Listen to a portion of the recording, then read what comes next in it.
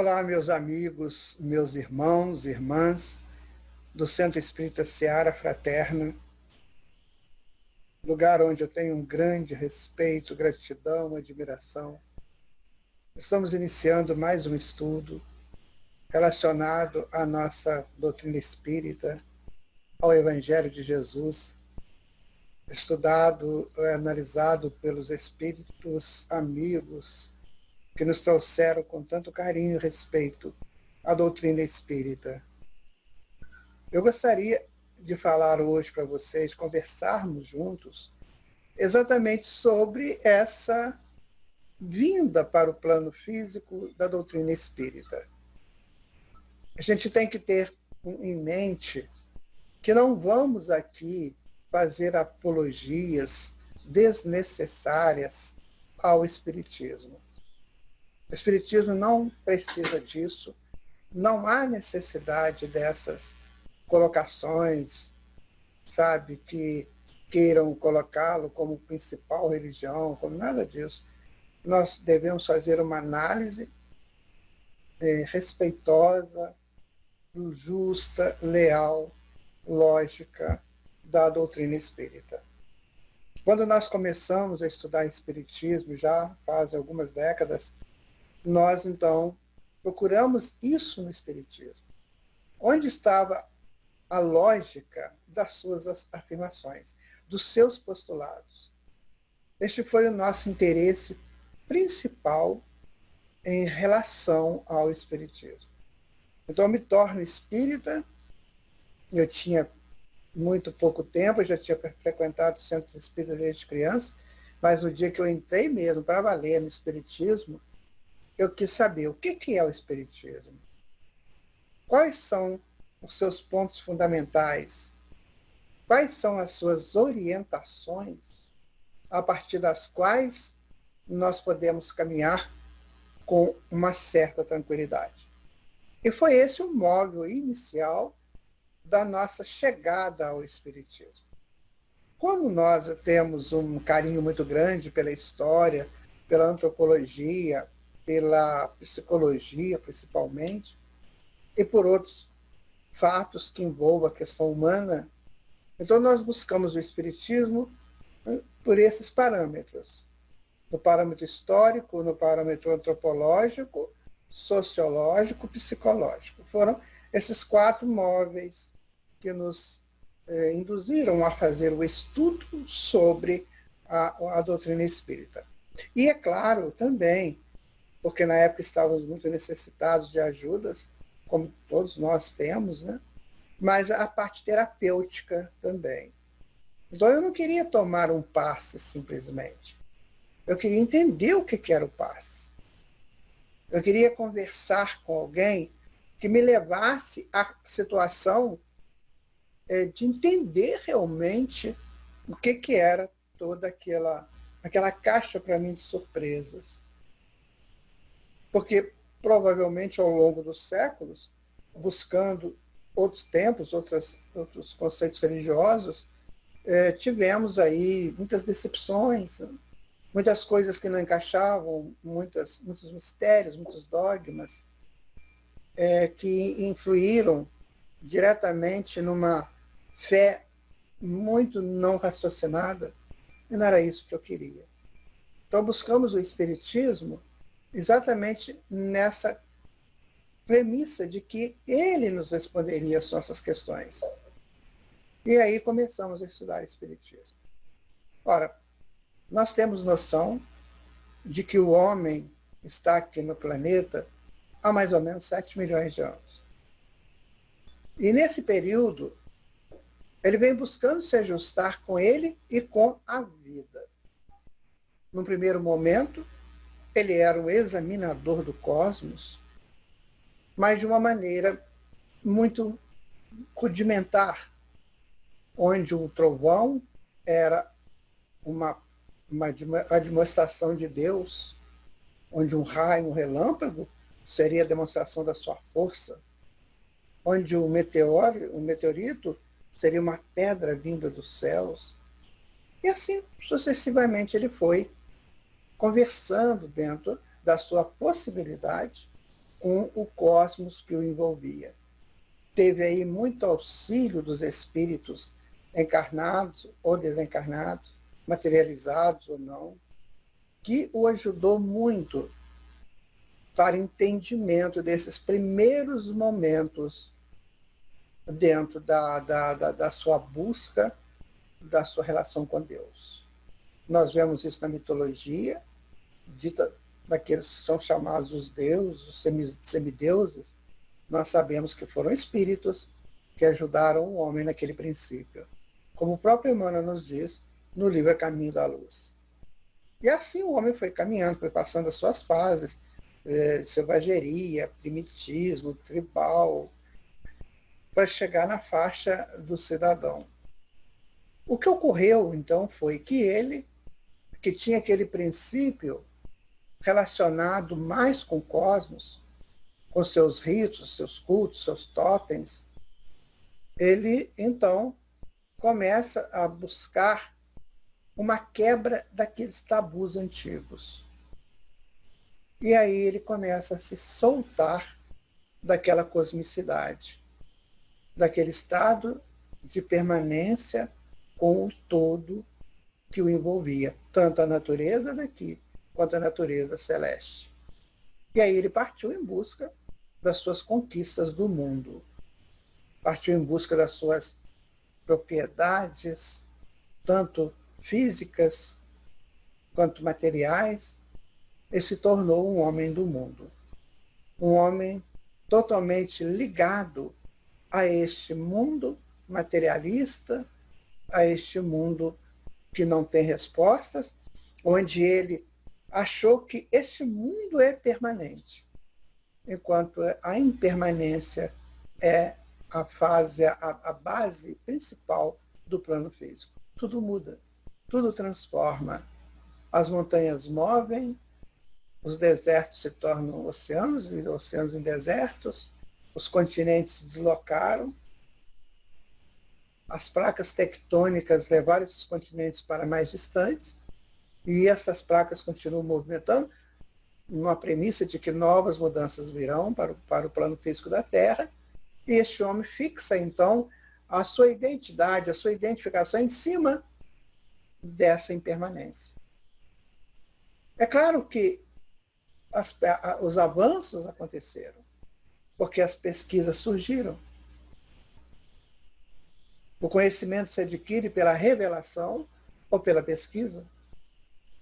A revelação foi feita já antigamente por Moisés, por outros grandes profetas, e também por outros grandes estudiosos que não estão ligados ao mundo hebraico, mas que são extraordinários, como Hermes Trismegisto, no Egito, como Vishu na Índia, e os grandes estudiosos arianos que formaram principalmente a civilização céltica, que é uma civilização que nos encanta pela sua postura. Então, muitos revelaram muitas coisas.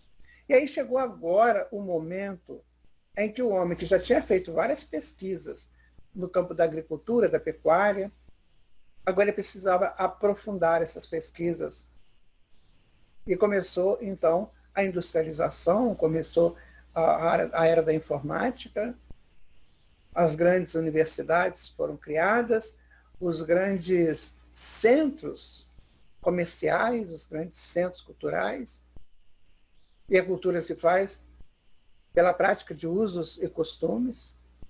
Então, cada sociedade começou a estabelecer seu uso e costume, até chegar a um ponto que esse uso e costume ficou mais aberto pelas comunicações de massa. Então, esse homem ficou meio que perdido no meio de tudo isso. Tinham belas casas, belas mansões, automóveis luxuosos, cidades com muitas possibilidades, com muitas propostas de trabalho, com muitas propostas de estudos, mas ele, principalmente o homem, ficou sem saber quem ele era dentro desse contexto. Muitos filósofos tentaram explicar isso.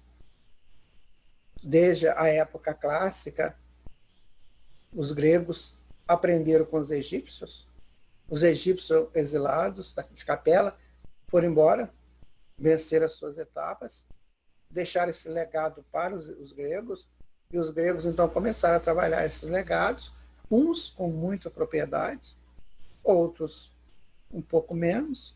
Disse que na época áurea da Grécia, nasciam em torno de 150 filósofos por ano lá naquele país.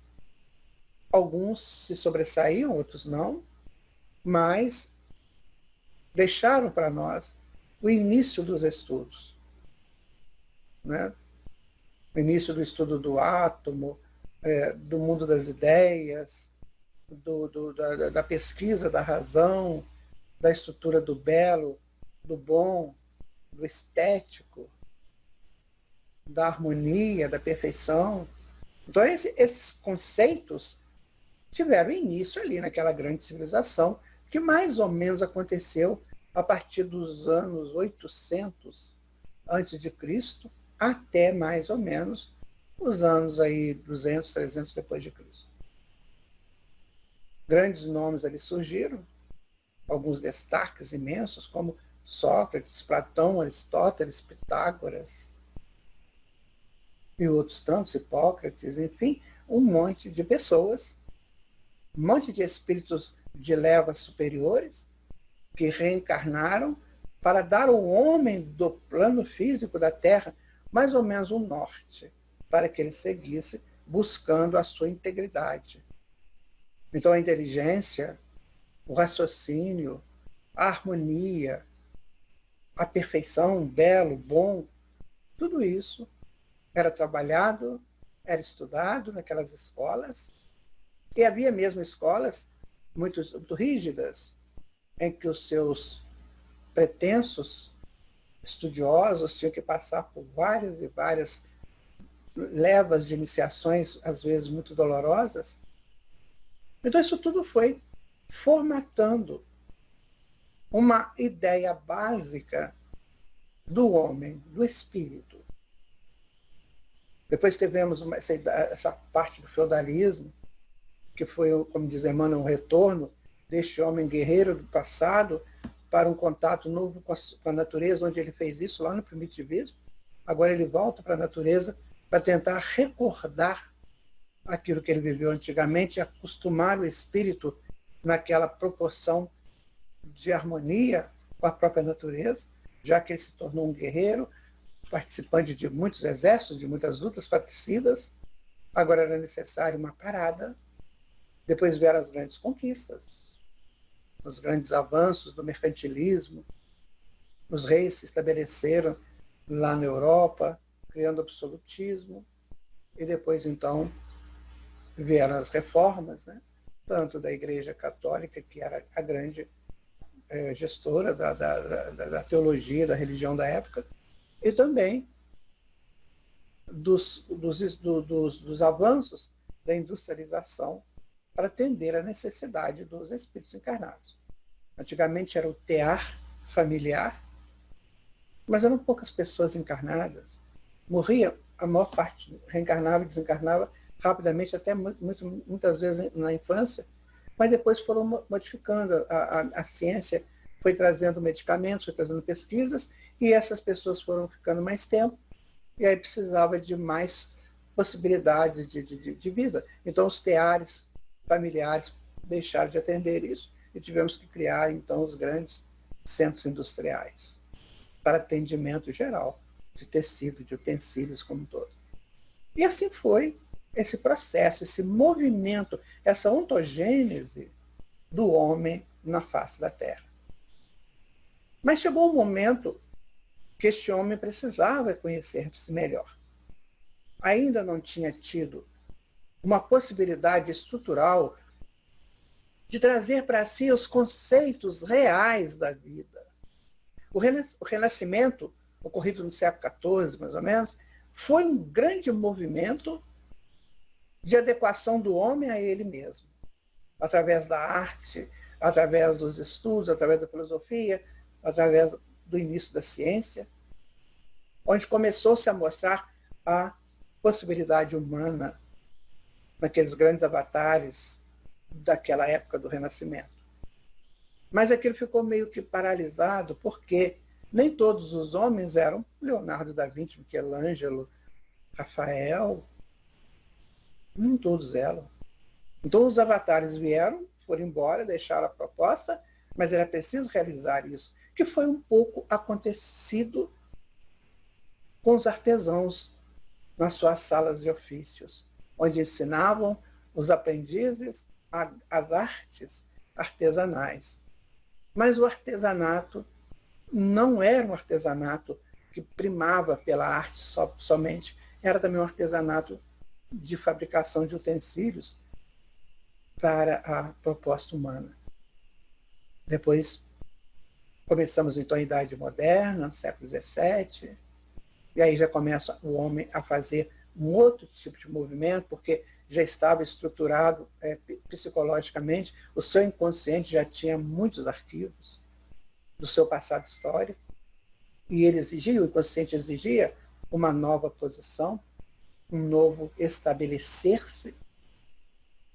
E outros espíritos também reencarnaram para ajudar nesse processo, agora já trazendo o homem para o seu raciocínio, para a sua razão, para a racionalização dos fatos que Sócrates buscava lá atrás. Enquanto muitos lá na Grécia trabalhavam os mitos, Sócrates trabalhava a razão. Então não foi o Deus X que fez, é você que tem que fazer. Ou seja, não são aqueles espíritos antigos que ajudaram a humanidade a deslocar-se do primitivismo, da irracionalidade para a racionalidade. Agora é você que tem que ser racional. Então esse foi o trabalho master de Sócrates. A sua maiêutica era a maiêutica do parto, parto de ideias, parto de propostas próprias para cada um deles.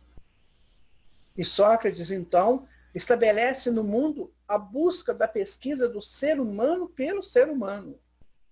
E o homem se constrói aí, na busca de si mesmo. E quando nós chegamos no século XVIII, com os iluministas, eles tentam repetir essa façanha, só que o mundo já estava muito cheio de informações, muito cheio de ideologias, boas ou más, prós ou contras. Muitas vezes atendiam a só interesses de grupos. Isso confundia aquela razão ainda meio confusa do homem. Então vieram os espíritos iluministas. Muitos deles interessantes, com boas propostas, outros muito perdidos também, fazendo propostas estranhas, muitas vezes debochando do homem, como foi o caso de Voltaire, filósofo francês, e que depois se redime disso. Mas coisas loucas de Nietzsche, mas que ao mesmo tempo traz uma proposta boa dentro das suas colocações de sanidades. Outras propostas interessantes. Então isso tudo foi trazendo o homem para dentro de si mesmo. Ele era muito aberto, sem saber onde ele estava, por que estava, e agora ele vai se conformando nele mesmo. Até que no início do século XIX surge o Hegel, o grande filósofo lá da Alemanha, e ele estabelece, então, a fisiologia do espírito. O que é o espírito? E ele ensina o que é a consciência. A consciência é um estado de libertação do espírito em busca da verdade. A consciência tem como eixo a busca da verdade.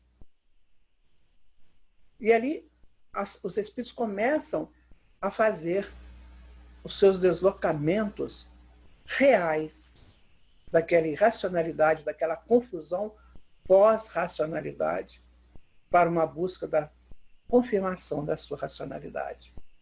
E ele vinha muito perdido nisso tudo. Freud, Dr. Charcot, criaram uma escola em Salpêtrière, lá na França, um hospital, para estudar o que é a natureza, o que é a psique. Mais à frente, Jung traz a sua contribuição de uma maneira bastante ampla, de uma maneira bastante profunda, provavelmente atendendo aos seus apelos do inconsciente. Quem sabe teria sido ele um daqueles grandes faquires lá do Oriente no passado. Então ele traz aquela profundidade do seu inconsciente, as informações sobre a proposta psicológica do homem, com ele e com o cosmos. Mas tinha um problema sério, que era a questão da fé. Porque as pessoas precisam acreditar, principalmente em Deus, como um grande Criador. A primeira pergunta, ou as duas primeiras perguntas que o homem fez quando ele chega na racionalidade, seria isso: o que é tudo isso? E quem criou tudo isso? Segundo a mitologia, essas foram as duas primeiras perguntas do homem racional no seu início, na sua trajetória inicial. Ele olhava a natureza, ele veio da natureza, mas não entendia a natureza. E agora ele olha para a natureza e pergunta: mas o que é isso? E quem que criou isso? Então essa busca do espírito da criatura pelo Criador se inicia ali de uma maneira racional. Então o homem precisa desta busca, ele precisa dessa certeza em Deus, no grande Criador. Mas como que ele ia fazer isso? Porque tudo que ele perguntava sobre Deus, eles diziam que eram mistérios. São mistérios. Não entra nisso. Deus, você não pode saber essas coisas. Isso aí é só coisa de Deus. Então ele começou a ficar um pouco à parte desse projeto divino, sendo ele um projeto divino. Então ele ficou à parte disso.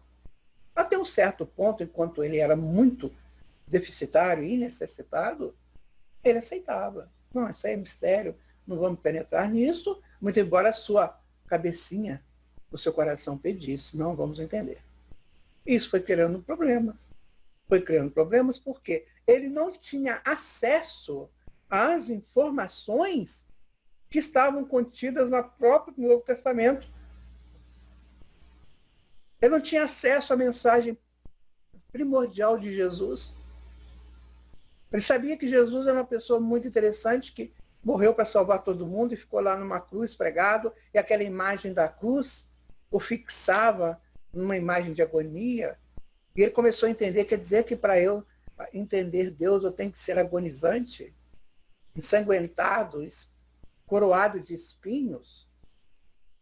E isso começou a mexer com o intelecto dele, começou a mexer com a sua possibilidade de uma pessoa livre.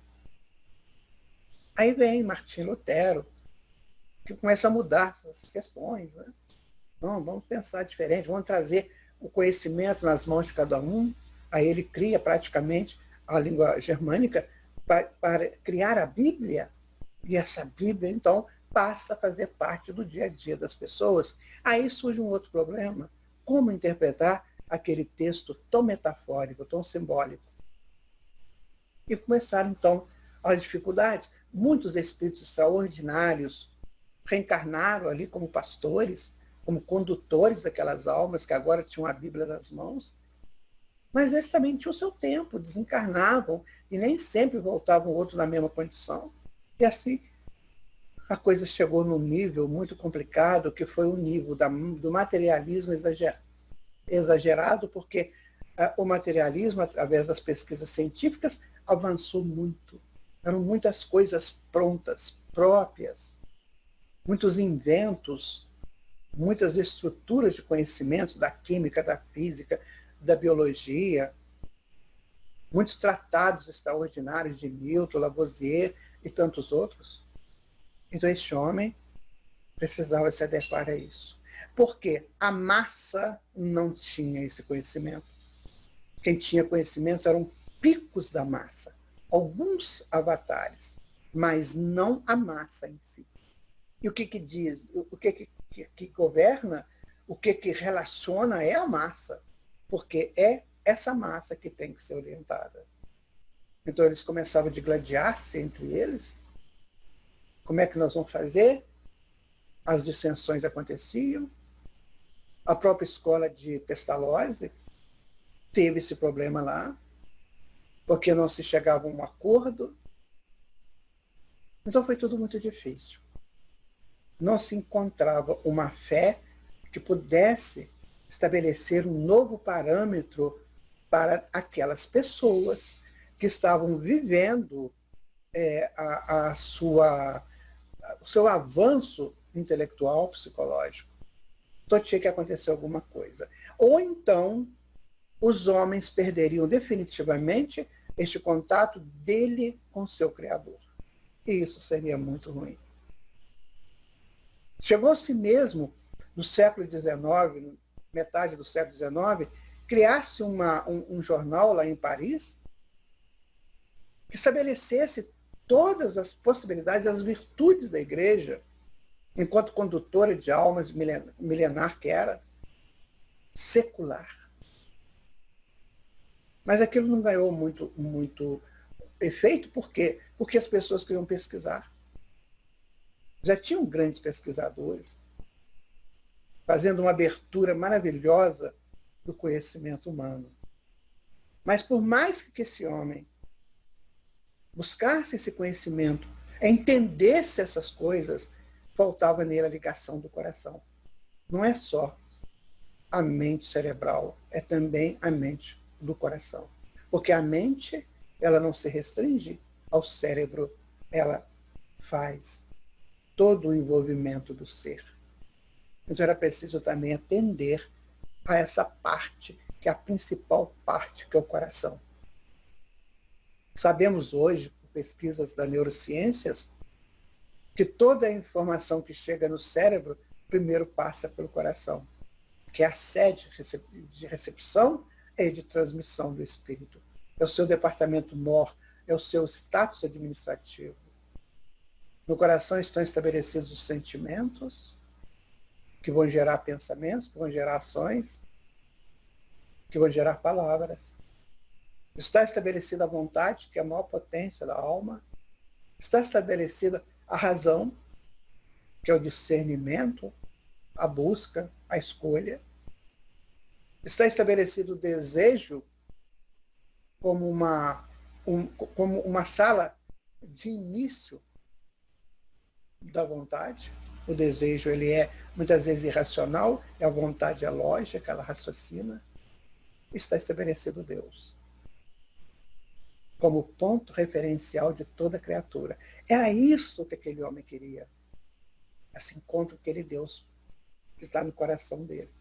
E esse Deus clamava para que viesse à tona, para que houvesse uma relação direta entre ele, Deus, e a sua criatura. Só que a sua criatura estava perdida num emaranhado de informações, muitas vezes interessantes, outras nem tantas, com muitas pessoas falando que não deveriam falar, propondo coisas que não deveriam ser propostas, muitas vezes levadas pelos seus interesses de serem grandes cultivadores da ideia do mundo, da ideia do homem. E aí esse homem estava perdido. Só que cada criatura, por mais simples que seja, ela tem essa estrutura do coração. Tem esse Deus clamando para crescer dentro dela. É um projeto extraordinário para um outro estudo. Mas o que acontece?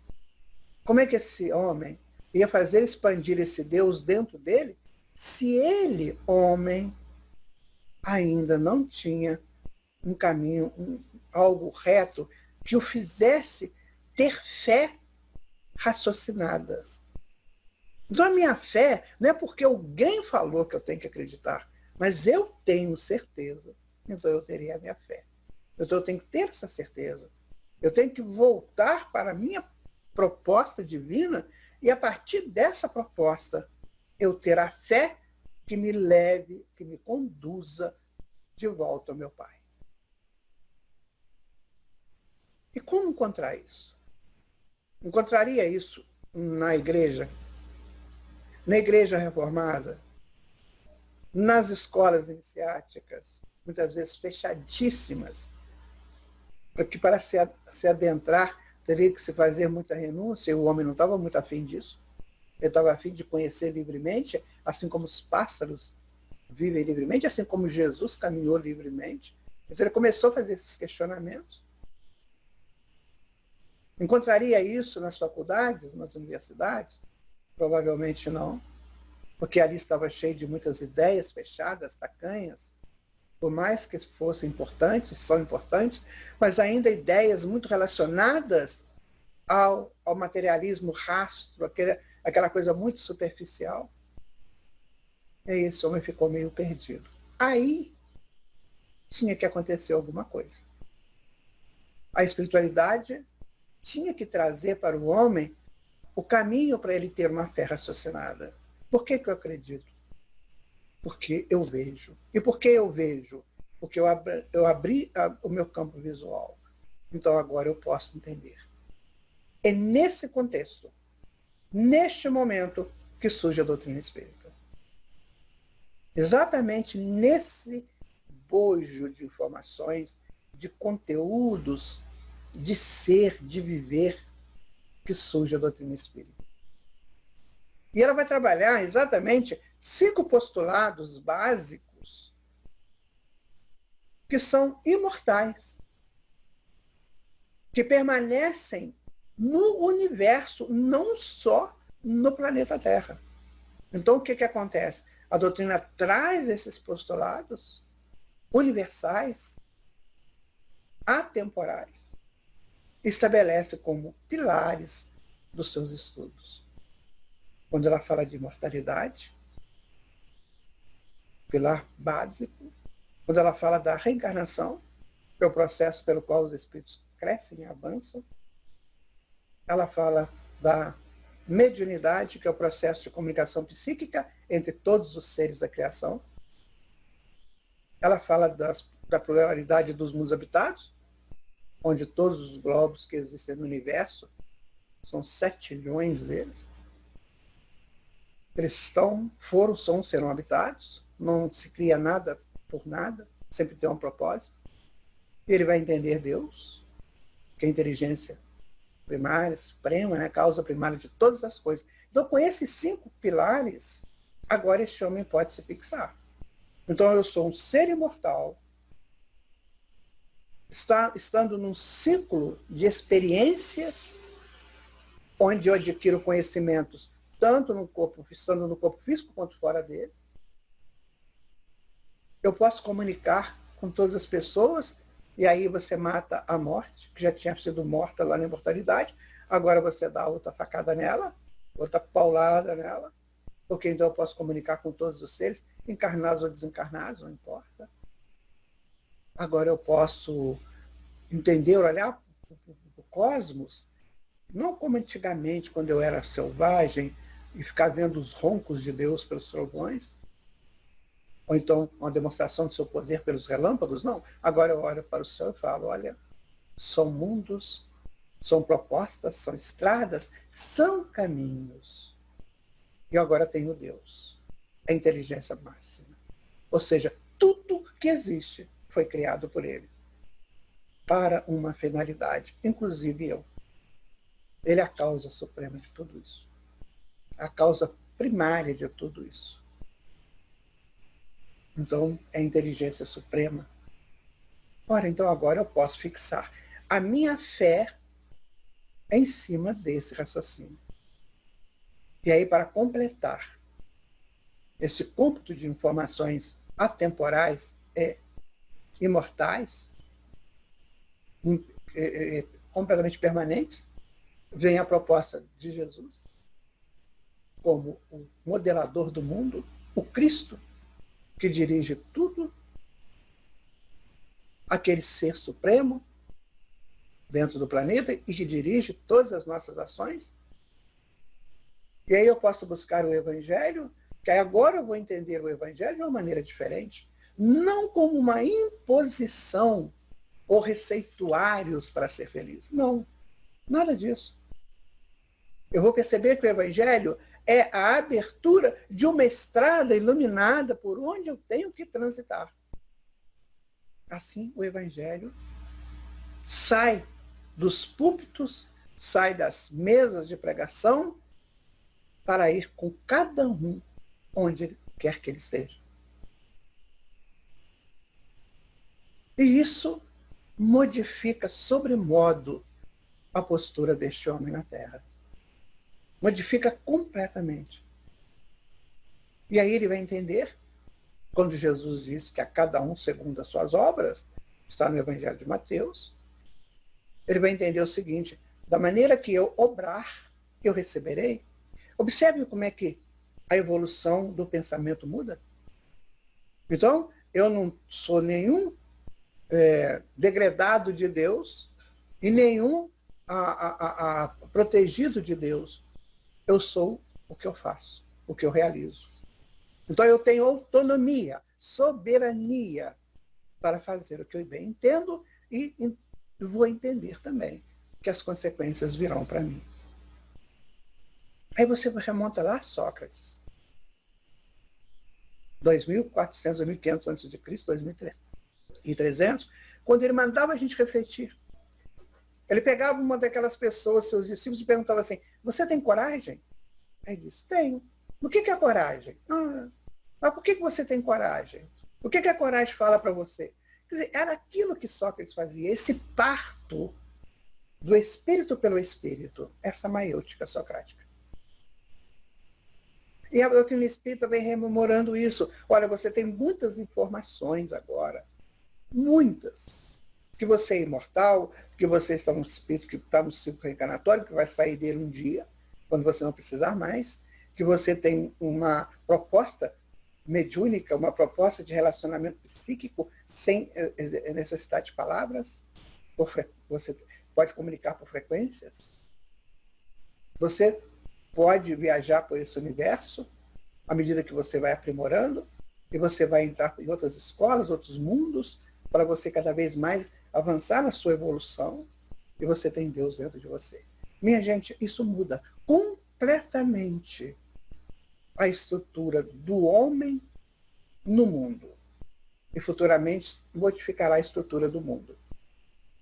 Porque são conceitos que não vão passar. A doutrina espírita, então, surge aí. Há pouco tempo, 160 e poucos anos, ela está buscando todas as pessoas que queiram entender assim, que queiram sair do mundo da mitologia, do mundo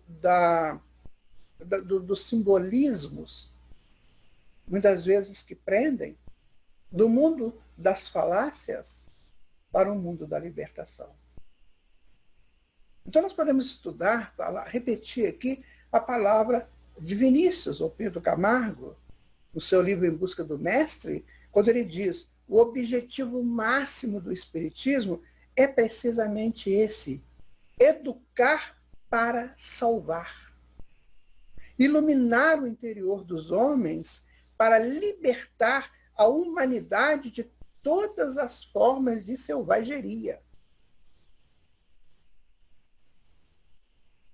Vejam que vocês, que objetivo extraordinário: educar para salvar.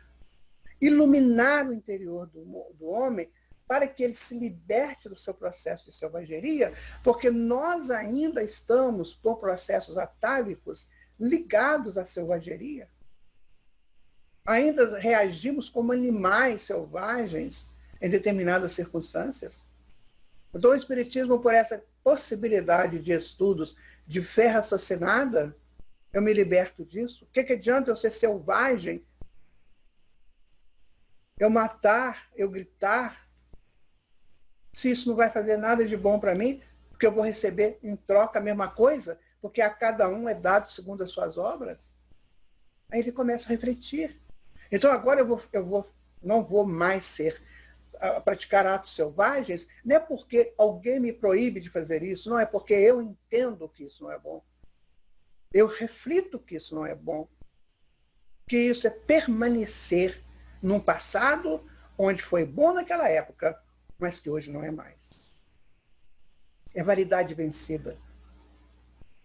É aquela proposta que você tem na geladeira, que quando você olha pela vaidade, acabou o tempo, você tem que jogar fora, porque pode te fazer mal. Então, quando você usa uma coisa com vaidade vencida, pode te fazer mal. Um adolescente usando chupeta pode fazer mal psicologicamente para ele, socialmente. Mas foi lindo, maravilhoso lá na fase infantil dele. Então, o Espiritismo nos ajuda a fazer essa mudança, essa transformação. a ontogênese do ser espiritual. Então, o Espiritismo vai nos libertar de todas as modalidades de crueza, de impiedade e de todas as atitudes e gestos de rivalidade feroz e deselegância moral. Então, eu já não vou mais entrar no meu trabalho como um campo de competição. Eu vou entrar no meu trabalho como uma proposta de aprendizado e de extensão do aprendizado para quantos forem necessários. Muda completamente a estrutura de ser e de estar, não só no mundo, mas dentro dele. Essa conquista diz respeito ao sentimento, ao senso religioso que os homens do século perderam, ou melhor, que jamais chegaram a possuir. Percebamos aí, meus amigos, a importância do Espiritismo. Ele é o disciplinador, né, da nossa liberdade.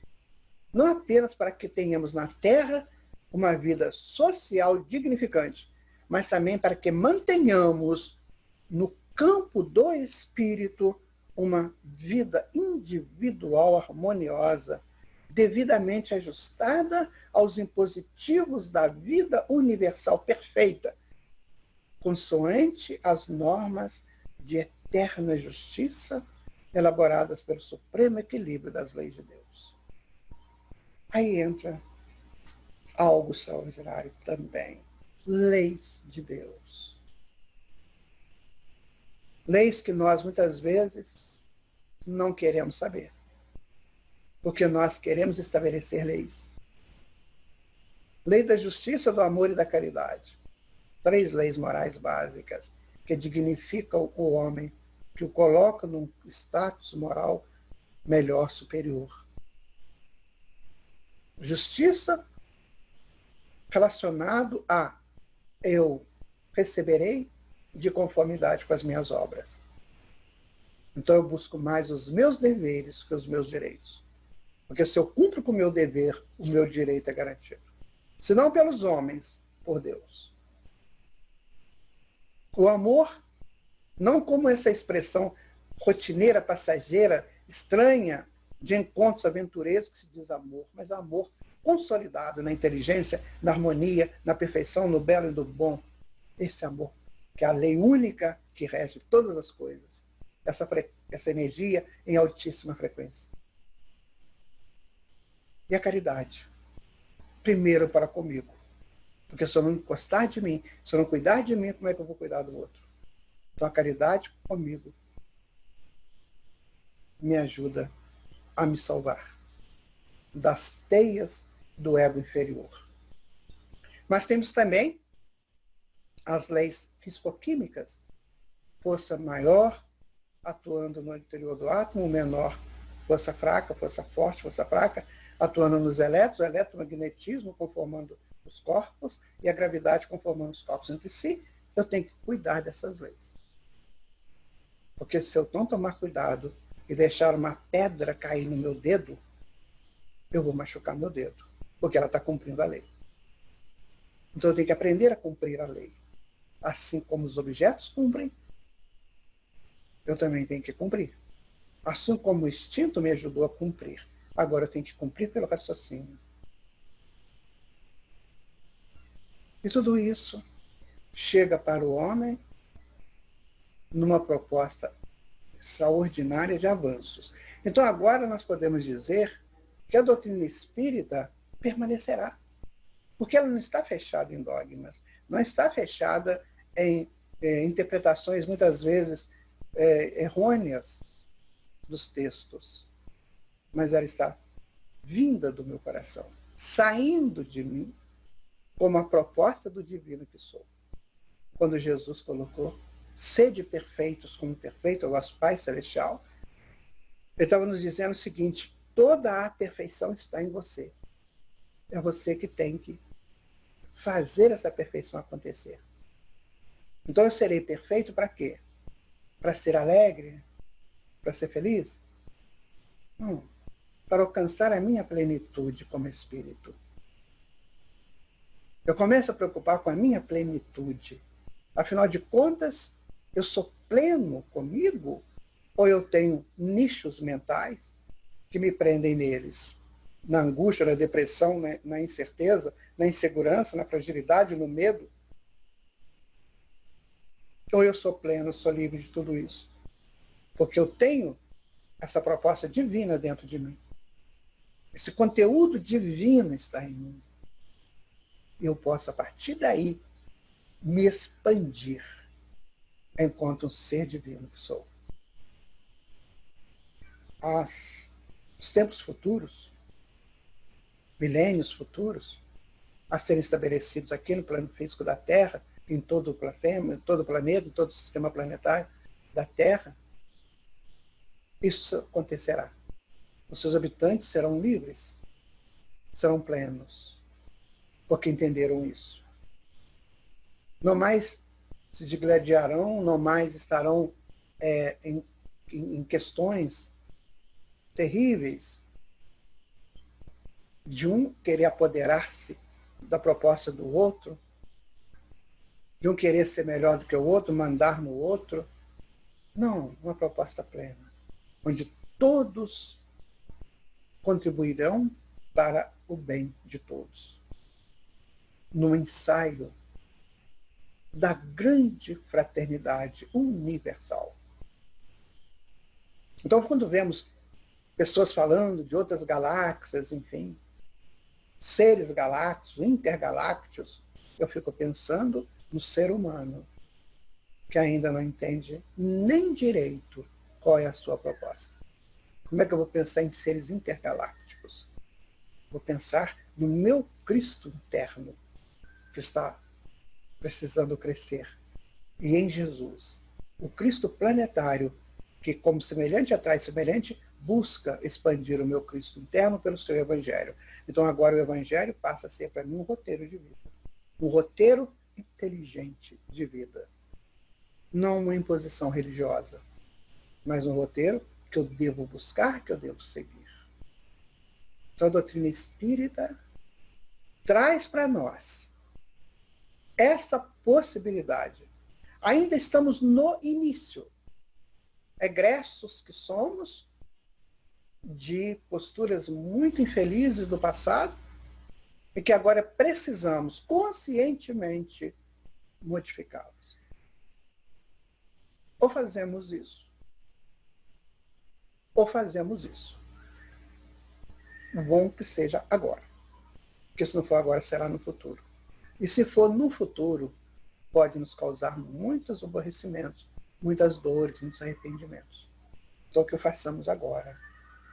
A doutrina espírita é a proposta do presente. Ela tem o seu ciclo. Esse primeiro momento da doutrina espírita de Kardec, até agora, é da nossa adaptação a ela. Mas uma adaptação consciente, não uma adaptação social, onde eu estou disputando lugares. Não precisa disputar nada com ninguém. O ser superior não disputa nada. Ele interage e contribui. Eu preciso entender isso. Porque depois vem o segundo ciclo da doutrina, que é o aprofundamento nela. Porque a doutrina é muito profunda. E nós só estamos olhando a superfície, um sobrevoo, que já nos agrada tanto. Imagina quando aterrissarmos num ponto para aprofundarmos. Então esse será um outro ciclo da doutrina. Primeiro foram dos curiosos, como diz Kardec. Primeiro foram dos curiosos, chegaram para ver o que era aquela coisa. Agora tem que ser dos estudiosos, dos praticantes, para depois dos aprofundadores. E a gente precisa estar nesse processo. Precisamos estar nessa estrutura, nesse conteúdo de estudiosos, de praticantes, para que a gente possa aprofundar futuramente.